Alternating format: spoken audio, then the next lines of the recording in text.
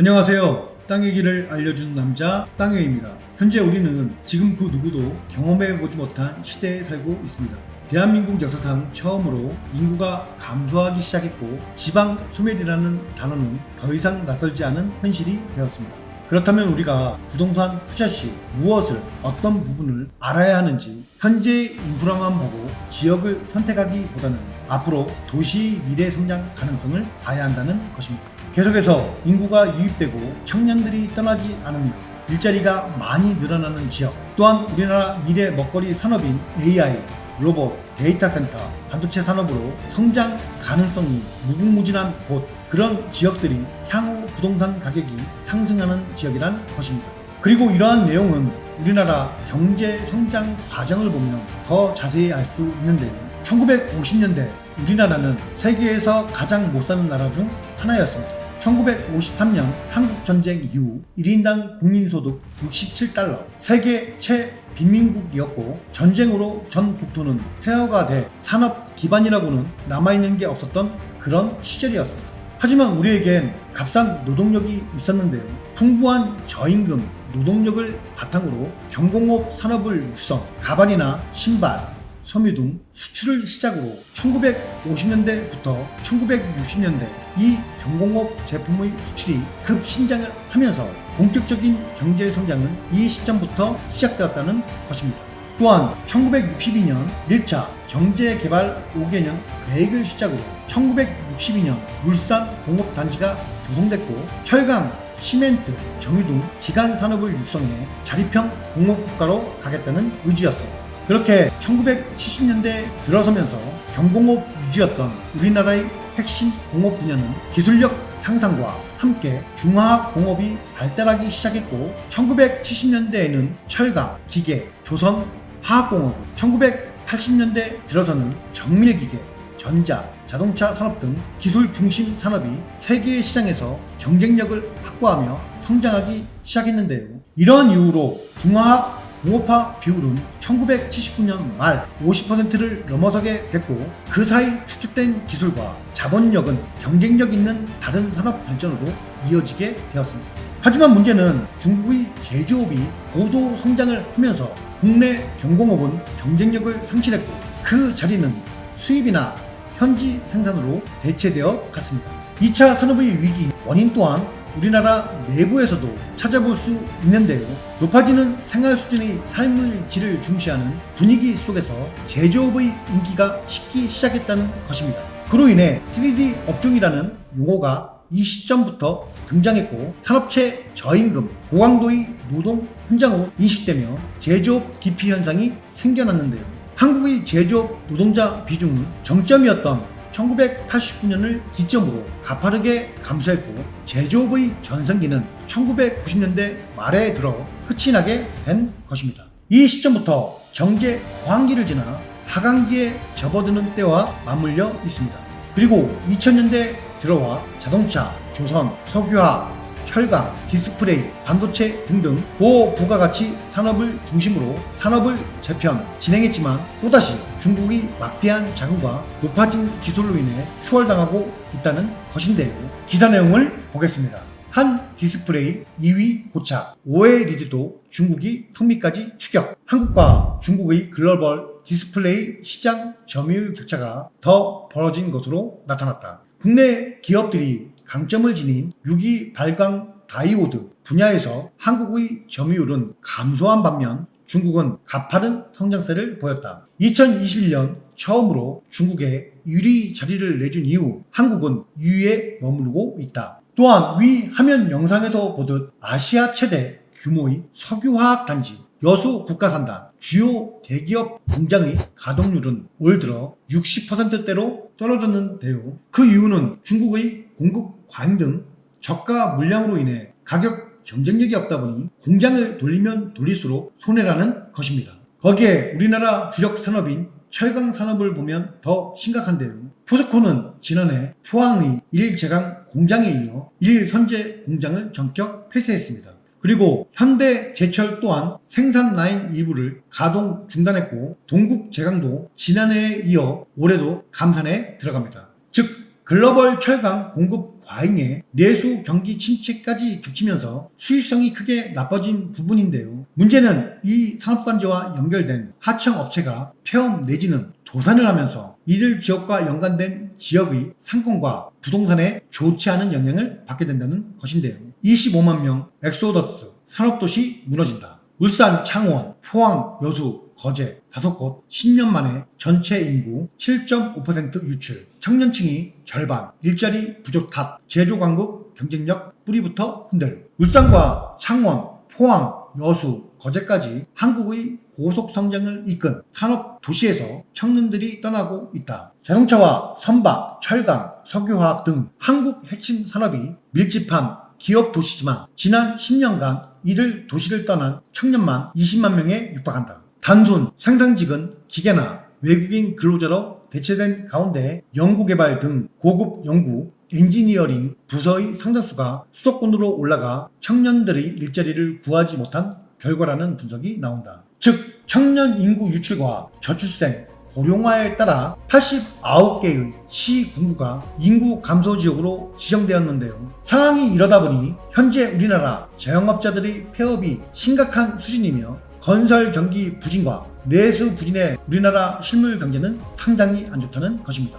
하지만 이와는 반대로 얼마 전까지 특히 강남 3구를 중심으로 아파트 가격이 무섭게 상승했다는 부분인데요. 그 이유는 수요 공급의 원칙이 불균형 때문으로 보여진다는 것입니다. 강남은 오랫동안 학군, 인프라, 일자리, 접근성 등에서 뛰어난 입지에 있다 보니 강남으로 들어오려는 수요는 많은 반면 나가려는 수요는 적다는 것인데요. 여기에 신규 아파트 공급이 제한적이라는 것과 향후 금리 인하에 대한 기대감, 또 새 정부 출범에 따른 경기 회복에 대한 기대감 등이 복합적으로 작용하면서 수요가 발생했다 보여지는데요. 하지만 아직까지 수도권 전체적으로 보자면 집값은 아직도 하락한 채로 머물러 있는 곳들도 많이 있다는 사실입니다. 참고로 한쪽에서는 집값이 오른다, 또 다른 한쪽에서는 아예 한 채도 안 팔린다, 이런 이야기들이 나오고 있는 와중 지난 6월 27일 시작으로 수도권에서 주담대의 최대 한도를 6억 원으로 제한하는 정책을 발표하면서 현재 부동산 시장은 상당히 혼란스러운 상태인데요. 그럼 왜 이런 일들이 발생했을까인데요. 예를 들어 압구정동과 청담동의 아파트 가격 변화를 보면 지금부터 20년 전인 2006년에는 평균 가격이 11억 원이었고 그로부터 10년 뒤인 2016년에는 17억 원 정도를 했습니다. 그리고 지금 25년도에는 69억 원 정도의 거래가 되고 있으니까 대략 20년 동안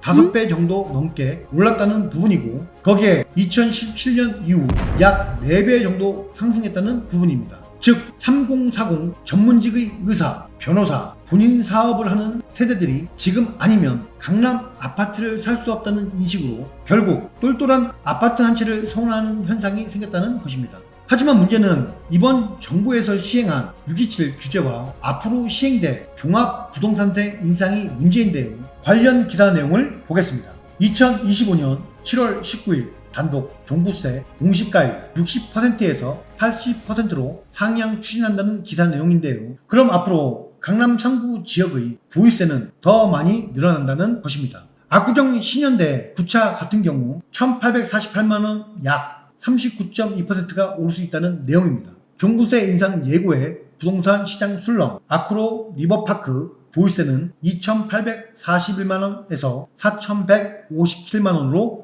뛸 수 있다는 내용입니다. 그리고 현재 상황으로 봤을 때 앞으로 금리가 더 내려가는 상황을 예상할 수 있는데요. 금리가 내려가면 M2 통화량이 늘어나게 됩니다. 시중에 돈이 풀려서 통화량이 늘어나게 되면 그 다음 바로 뒤따라오는 것이 있습니다. 뭐냐면 인플레이션인데요. 돈의 가치는 하락하고 재화의 가치는 올라가는 현상, 이른바 물가상승입니다. 오는 10월에 0.25%를 내린다고 하면 역시 시중에 돈이 또 풀리게 됩니다.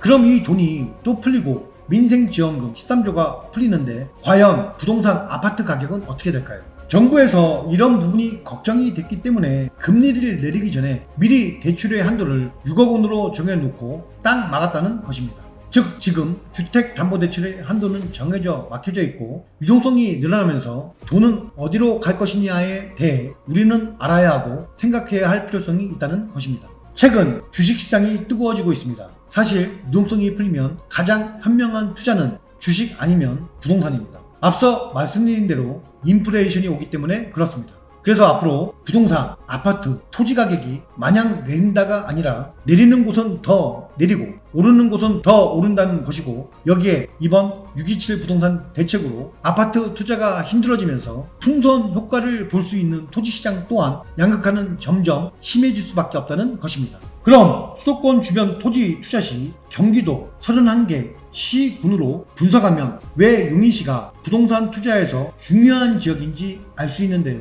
예를 들면 국토의 종합, 공간적인 측면으로 봤을 때 경기도는 우리나라 대한민국의 축소판이라 할 수 있습니다. 서울은 공간과 개발적인 측면에서 구체적으로 공간이 정해져 있는 반면 경기도는 농촌과 어촌, 산촌이 공존하는 지역으로 개발 가능지가 아직도 많이 있다는 것입니다. 하지만 문제는 이 경기도 지역 내에서도 인구 유출이 심한 지역이 있는 반면 인구 유입으로 인해 도시가 발전하는 곳들이 있습니다. 위 화면 영상에서 보듯 이 경부고속도로 라인을 따라 우리나라의 발전이 이루어졌고, 특히 2000년대 들어 삼성 반도체와 디스플레이, 캠퍼스 등이 강남에서 남쪽으로 확장해 수원, 용인, 화성, 오산, 천안, 안산까지 이어지며 이 라인을 따라 도시들이 엄청난 발전을 했다는 것입니다. 하지만 이번에 개통한 서울 세종고속도로 라인을 따라 삼성 시스템 반도체와 SK 하이닉스가 위치한 처인구 이 지역이 한국의 새로운 부와 새로운 반도체 벨트의 거점으로 재편 탄생한다는 사실입니다. 그리고 이 산업을 진행하기 위해 삼성 시스템 반도체 국가 산단 토지 보상금이 오는 10월을 기점으로 풀리기 시작하는데요. 거기에 관한 자료를 보겠습니다. 보상 계획 및 열람 공고를 보시면 용인 첨단 시스템 반도체 클러스터 국가 산단의 사업 시행자는 한국토지주택공사 LH고요. 사업 기간은 작년 12월부터 2031년 12월까지입니다. 보상 시기는 10월 예정이며 추후 개별 통보 예정입니다. 보상금의 지급 방법은 전액 현금으로 보상합니다. 또한 기사 내용을 보시면 땅값 등 총 사업비 9조 원 넘어선다는 내용이고요. 돈이 풀면 주변 부동산 영향에도 미친다는 것과 올해 하반기부터 토지 보상 작업도 본격화된다는 기사 내용입니다.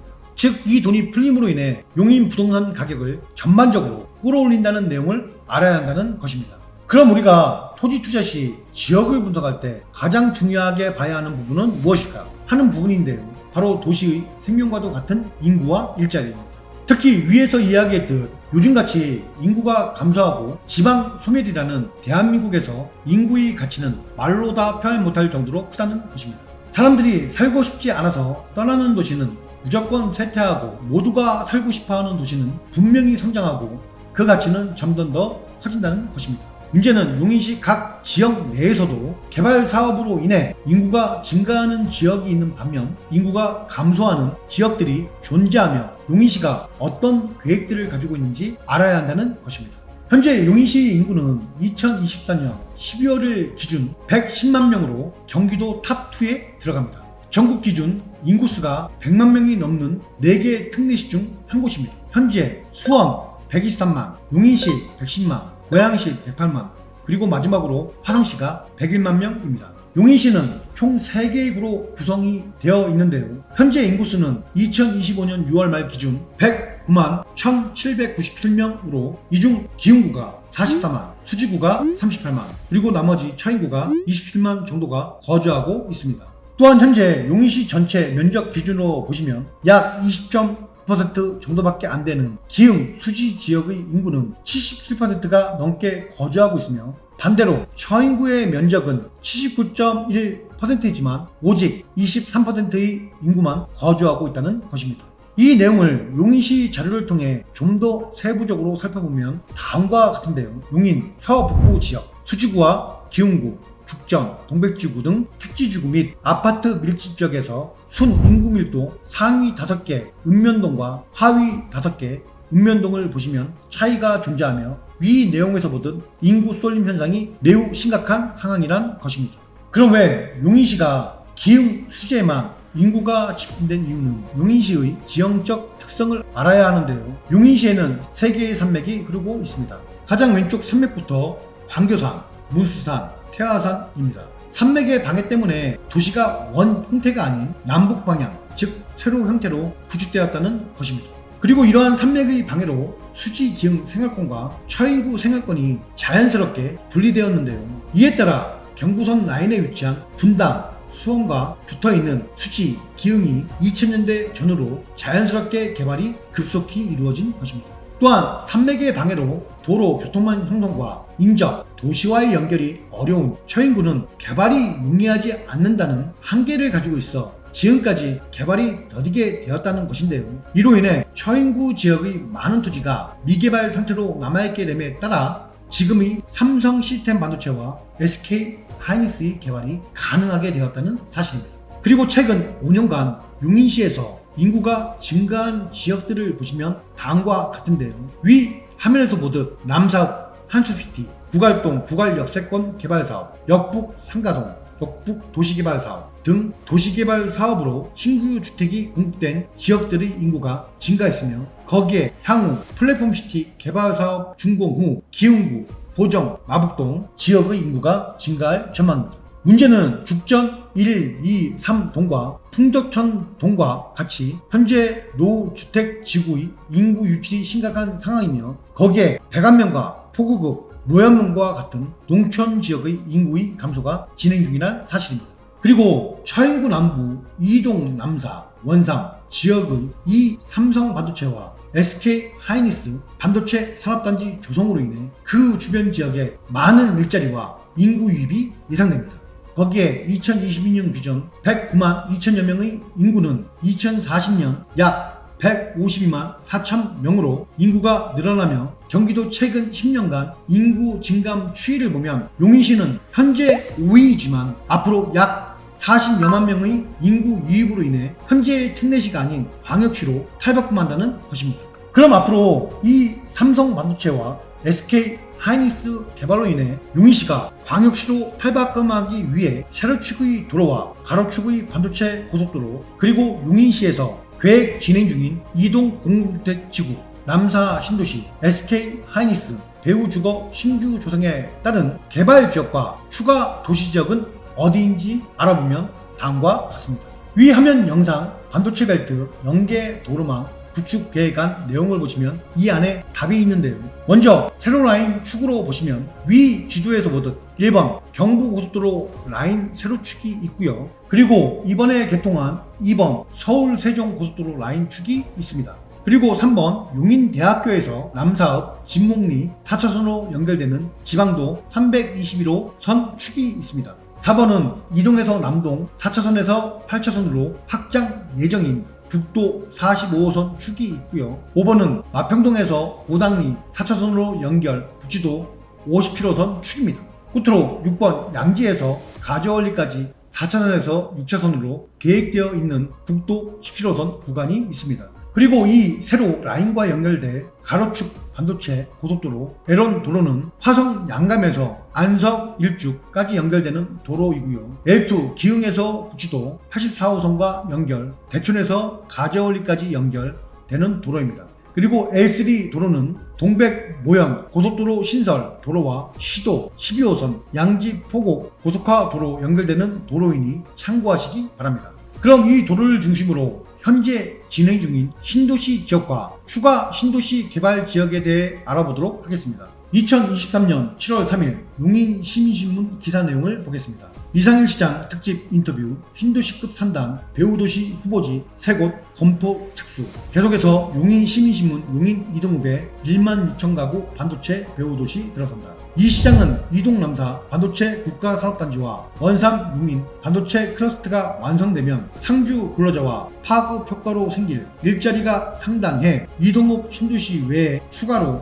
상당 규모의 택지를 조성할 필요가 있다는 점도 고려하고 있다며 진지한 검토를 거쳐 적절한 시기에 국토교통부 등과 논의하겠다고 밝혔다. 위 기사 내용을 토대로 분석하면 다음과 같은데요. 4번 이동에서 남동 8차선으로 확정 예정인 45호선 국도 주변으로 삼성 시스템 반도체 235만 평과 이와 관련된 이동 공공주택지구 69만 평 약 16,000세대 계획 인구는 36,800명으로 잡혀 있습니다. 그럼 이 이도 신도시 외 추가 신도시 세 곳에 대한 부분인데요. 위 그림에서 보듯 3번 321호선 도로 라인으로 남사 신도시 약 187만 평이 계획되어 있습니다. 이 부분에 대한 내용은 추후 영상에서 자세히 다루겠습니다. 그리고 5번 마평동에서 고당 57호선 주변으로 현재 공사 진행 중인 SK 하이닉스가 위치해 있으며 이 SK 하이닉스 배우 주거 신규 조성 지역은 고당 신도시 23만 평입니다. 문제는 이 고당 신도시 23만 평에 대한 부분인데요. 위 화면에서 보듯 계획 인구는 1155명이고 세대수는 4454세대로 SK 하이닉스 4만여 명의 인구 유입 시 개발 지역이 절대적으로 부족하다는 것입니다. 그럼 위 기사 내용에서 이야기한 추가 신도시에 대한 힌트가 있는 용인시의회 292회 제1차 도시건설위원회 4월 11일 회의록 내용을 보겠습니다.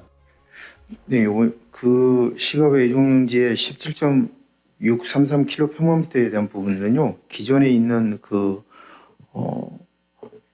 2035에 있는 시가외 이동용지 물량을 반영을 해서 같이 플러스해서 지금 가고 있던 부분이고요.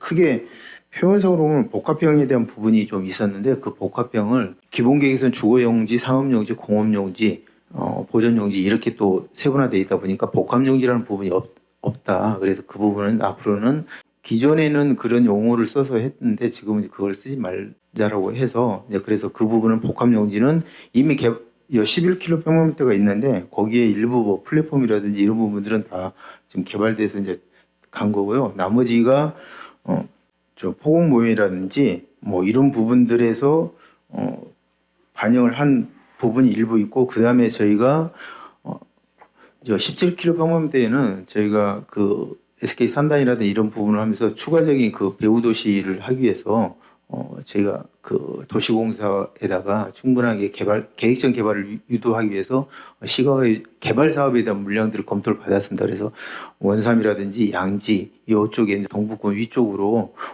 그 개발 사업을 할 수 있게끔 그 개발 물량을 여기다 담았습니다.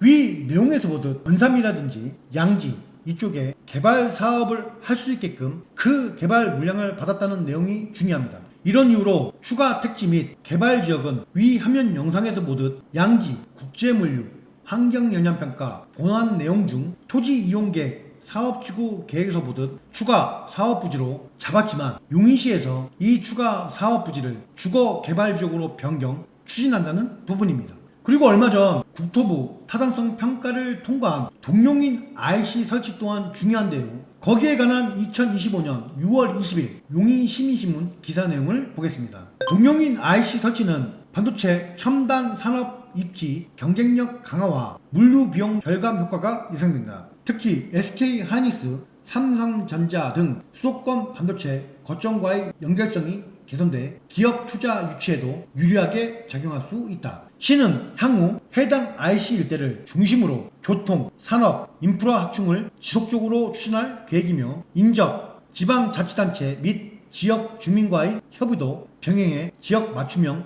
교통계획 수립에 중점을 둘 방침이다. 이 내용에 따라 얼마 전 동용인 IC 우측 위 영상에서 보시는 주북리, 송문리 지역의 3,500세대 아파트 도시개발 사업을 추진했지만 용인시에서 위 지역 3,500세대로는 학교 유치가 힘들다는 이유로 반려, 현재는 약 4,500세대로 재추진 진행한다는 사실입니다.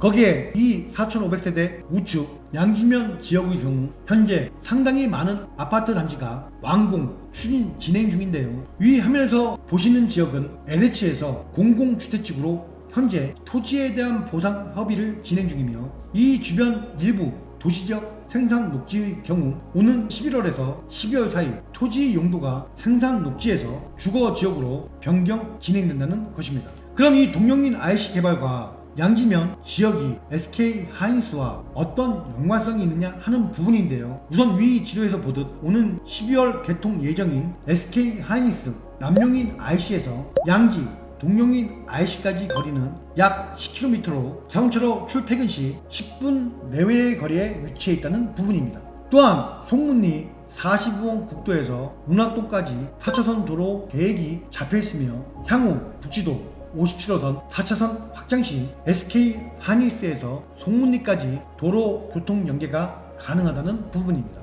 끝으로 6번 국도 17호선 양지에서 가재원리까지 4차선에서 6차선으로 계획되어 있는 구간이 있는데요. 원래 이 계획은 양지 IC에서 평창 사거리까지 4차선에서 6차선으로 계획되어 있는 노선이었습니다. 거기에 관한 용인시민신문 기사 내용을 보겠습니다. 상습 정체 국도 17호선 양지 IC 평창 사거리 확장된다.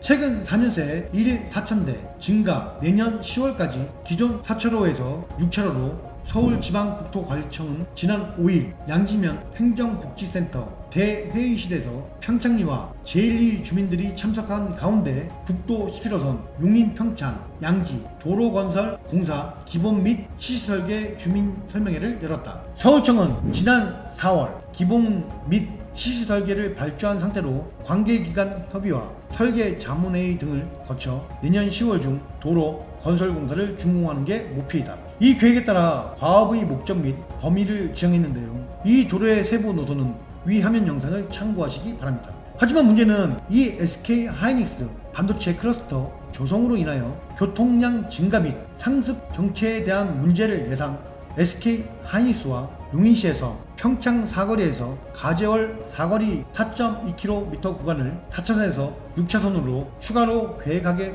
되었다는 것입니다. 이런 이유로 향후 SK 하이닉스 개발 시 양지, 송문리와 양지면과의 연계성이 용이하다는 것으로 추후 SK 하이닉스 개발 시 추가 신도시 개발 지역은 이 동용인 IC 주변 지역으로 보여진다는 것이며 이 지역을 토지 투자 시 눈여겨봐야 한다는 것입니다. 지금까지 우리나라의 개발 과정과 현재 부동산 시장의 상황, 그로 인하여 앞으로 발전될 용인시 신설 도로와 개발 지역에 대해 알아보았는데요. 이 내용을 용인 토지 투자 시 잘 참고하셔 송토하시기 바라며 이번 영상은 여기서 마치겠습니다. 감사합니다.